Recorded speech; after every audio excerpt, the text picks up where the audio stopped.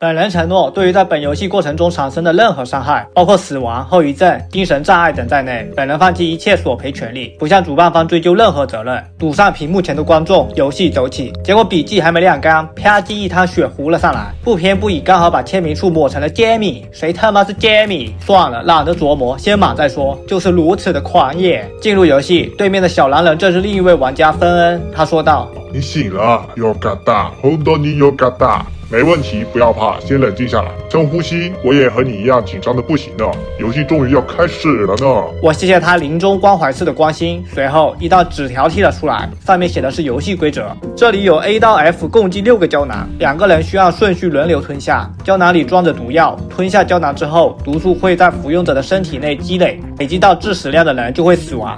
但若是分配方法得当，2个人都可以活下来。每个人都有一次跳过的机会，可将自己的胶囊交给另一个人吞下，下一颗胶囊则从自己开始。至于该何时选择跳过，请和对方商量决定。当某一方死亡或2人将6颗胶囊全部吞下时，游戏就通关了。请你们2个好好商量，把观众的气氛炒热起来，并争取活到最后吧。游戏主办人，这就是开局要签生死状的原因。离谱的是，这还是一档综艺节目，居然有观众观看，这主办方多少带点恶趣味。对面的芬恩也同样看到了规则，他说道：“你一定很害怕吧？虽然很没出息，但我也有点害怕呢。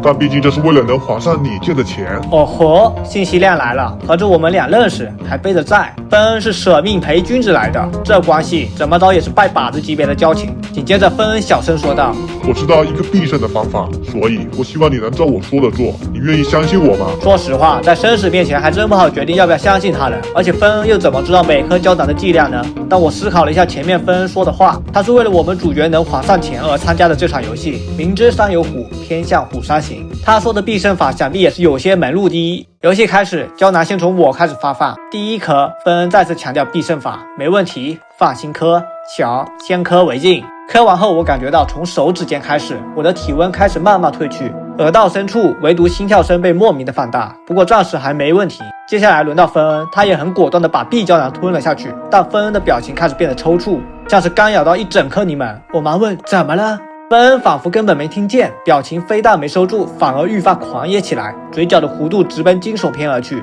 紧接着 C 胶囊发到我手里，芬恩又秒切回温柔模式。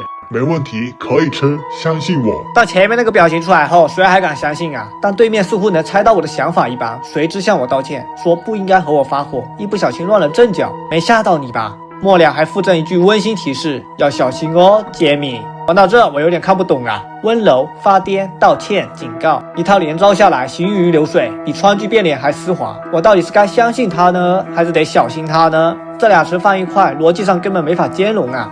我说那颗胶囊你肯定不想吃吧？你可千万不要勉强自己。对了，跳过它，让我来吧，我还好得很呢。好了，把这一颗吃掉吧。接着跳过这个选项居然起飞了，无法选中，只能硬吃。吞下 C 胶囊后，喉咙里的感觉渐渐不见了，连我吞下的胶囊本该有的重量都不知消失到了哪里去，仿佛自己的身体不再属于自己一样，还能勉强活着。到了第4颗，芬恩更不淡定了，他先自顾自地念了一通我没出息之类的自我怀疑，然后突然压低声音，再次陷入谜语人模式。我要吞咯，杰米，你明白我的意思吧？你应该要关心我了哦。没错，就像那个时候一样。我勒个擦！谜语人能不能滚出歌坛？我真是全屏问号。什么叫那个时候？咱俩到底有过哪段我不记得的青春痛苦往事？我只能是红字留一下了。芬恩吞下 D 胶囊后，发出痛苦的惨叫。这时选项来了，前面芬恩点名要关心，所以我二话不说直接选择第2个。可我的关心好像让他很失落，他指责我为什么不认真做啊？刚刚的表现完全不像我，还是说我不记得那个时候的事情了吗？不要再让他失望了，那么从头开始吧。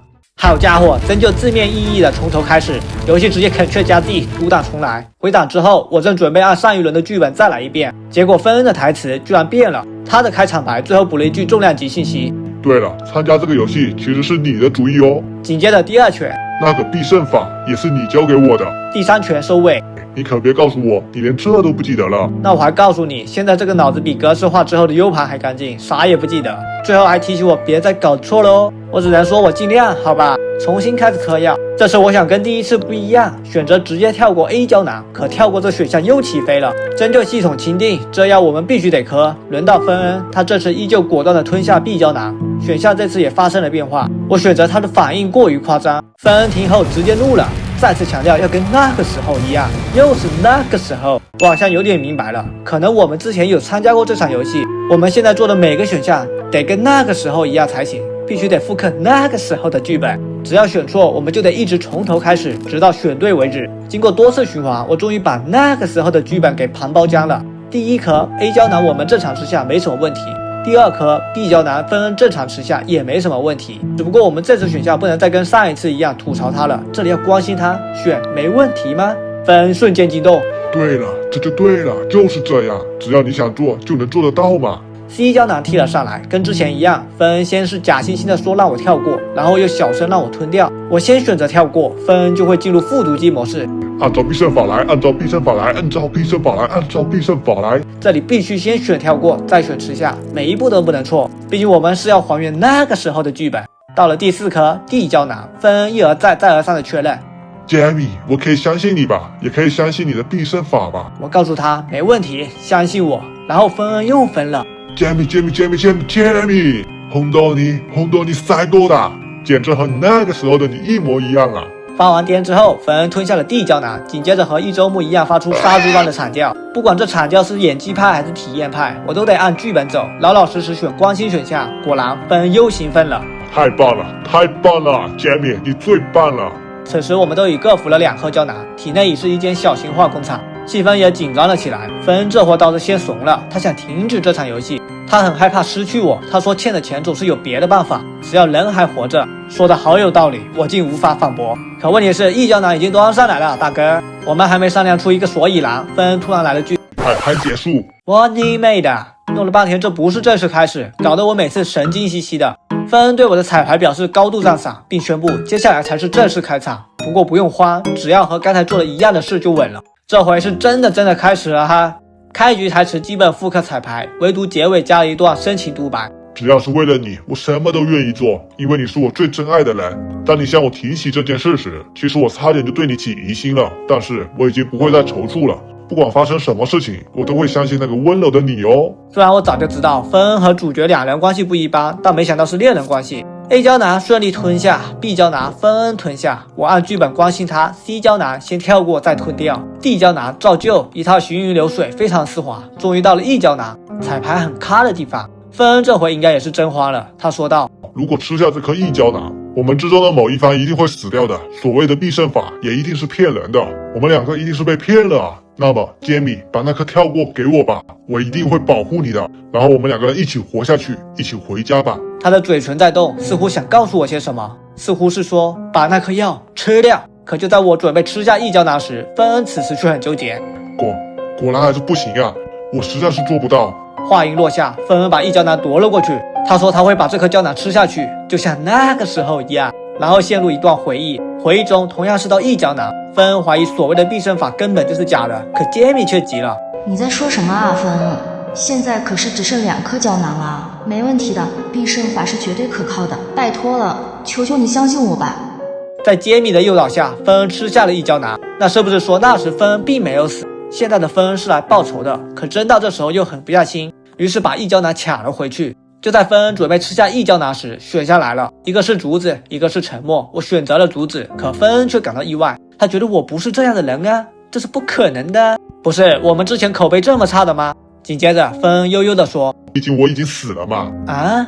那你现在是谁？这游戏我到现在也没玩懂啊。芬恩吞下 E 胶囊后，开始讲述那个时候的完整版故事。我说啊，杰米，我还记得哦，当我吃下 E 胶囊的时候，你对我这样说：芬恩，谢谢你，谢谢你为我而死，你出卖了我，一切都只是谎言。不管是所谓能让2个人都活下来的必胜法，还是你关切的问我是不是没问题的时候，你的那份关心，你的温柔也是，对你来说，我根本算不上什么爱人，只不过是没用的，连垃圾都不如的东西罢了。我本来是想对你复仇的，制造这样一个和那天那个时候一样的情景，把 E 胶囊让你吃下去。写着 F 的胶囊，这场游戏已经无所谓了，就让它结束吧，就当我是个愚蠢的家伙吧。因为杰米，我就算是这样，我还是喜欢你啊，所以让我杀掉你这种事根本做不到。你愿意原谅我吗？然而原谅这个选项根本就不让选啊，无法原谅啊，就只能鱼死网破。说的也是，像我这样的家伙根本就不值得你原谅吧。能听你亲口说出这句话，我就放心了。杰米，没事的，我也永远都不会原谅你的，我再也不会放过你了。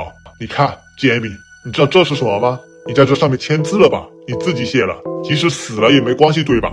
好了，吃下那颗胶囊，到这边来吧。我们都是垃圾，一起生活吧，永远在一起。我们吞下最后一颗胶囊，触发了游戏的坏结局，一同死去。达成其中一个结局后，我们解锁了某人的日记和演出报告书。这日记其实就是芬恩的日记，字里行间全是恋爱脑细胞。芬恩很爱杰米，只要是为了守护杰米的笑脸，不管是多辛苦的工作，不管要干多少年，芬恩都感觉自己能够撑下去。有一天，芬恩看到杰米为了借钱的事很痛苦，一个人一直在发抖，而芬恩只是一直盲目相信着他所说的没问题而已。芬恩想成为杰米的力量，只要是为了杰米，芬恩什么都愿意做。然后就有后来我们所知道的这场游戏。不过尽管芬恩早有预感会出事，他也希望杰米能够平安无事就好了，自己变成怎样都无所谓，只要能让杰米在未来继续微笑，不管是要拿走他的几次生命都没有关系。杰米，我爱你。只能说芬恩太痴情了，你爱他爱到命都不要了，他那边可是把你这颗人头早早标好了价。至于为什么，看这个演出报告书就懂了。